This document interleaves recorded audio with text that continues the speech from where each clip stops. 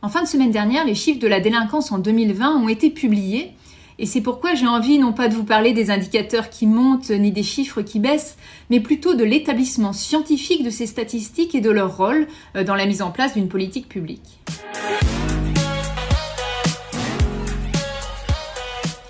Tout d'abord, notre ministère, depuis 2014, dispose d'un service statistique ministériel de la sécurité intérieure qui est composé de nombreux statisticiens de l'INSEE qui suivent une méthodologie transparente pour établir ces données fiabilisées. Alors concrètement, comment cela fonctionne-t-il ? Sur le terrain, lorsqu'il y a la prise de plainte par la police et par la gendarmerie, il y a ce qu'on appelle une catégorisation, c'est-à-dire un code mis sur chacune des infractions qui est enregistrée. Et au cours de la procédure judiciaire, cette catégorisation peut être enrichie, recodifiée, évoluée en fonction des éléments d'enquête. Par exemple, un vol pour lequel il apparaîtrait lors de l'enquête qu'il est le fruit d'un cambriolage va changer de codification, ou une violence qui serait par exemple perpétrée par le mari deviendrait une violence conjugale. Il s'agit là de la mesure de la délinquance enregistrée par les services de police et de gendarmerie. En plus de ces chiffres de la délinquance enregistrée, stabilisés et fiabilisés par les statisticiens, comme nous savons que bon nombre de nos concitoyens ne vont pas déposer plainte, un tout autre type d'enquête est réalisé qui interroge un échantillon de la population générale tiré au hasard, ce que l'on appelle une enquête statistique de victimation. Elle est réalisée tous les ans depuis 2007 et permet d'évaluer la délinquance réellement subie par la population de manière totalement anonyme et indépendante. En 2020, malheureusement, elle n'a pas pu avoir lieu à cause du Covid, mais cette année, l'enquête est en cours. Elle se déroule actuellement de mi-avril à mi-juin environ.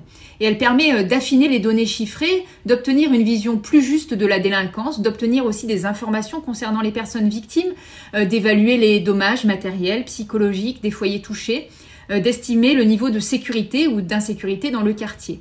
Et fort de ces statistiques de délinquance enregistrées par les services et de l'autre de déclaration des personnes, on peut estimer scientifiquement et mathématiquement les différents phénomènes de délinquance et ainsi le sentiment d'insécurité.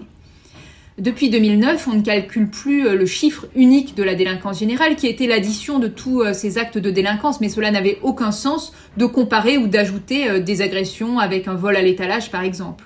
On calcule la délinquance par indicateur, c'est-à-dire par grand type d'infraction.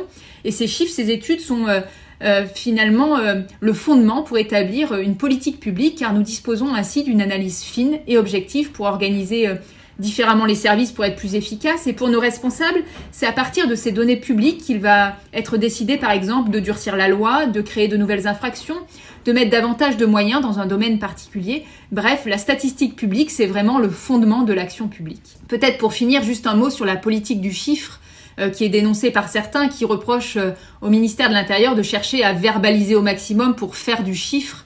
Les chiffres de la délinquance ne sont pas pour les policiers ni pour les gendarmes un facteur d'efficacité ou d'inefficacité, ni le nombre de verbalisations. Si cela a pu exister par le passé avec des dérives, la situation s'est vraiment assainie et aucun agent de ce ministère n'est plus évalué aujourd'hui, qu'il soit gardien de la paix, sous-officier ou officier de gendarmerie ou de police, commissaire de police, à partir de la délinquance enregistrée ou du nombre de contraventions dressées.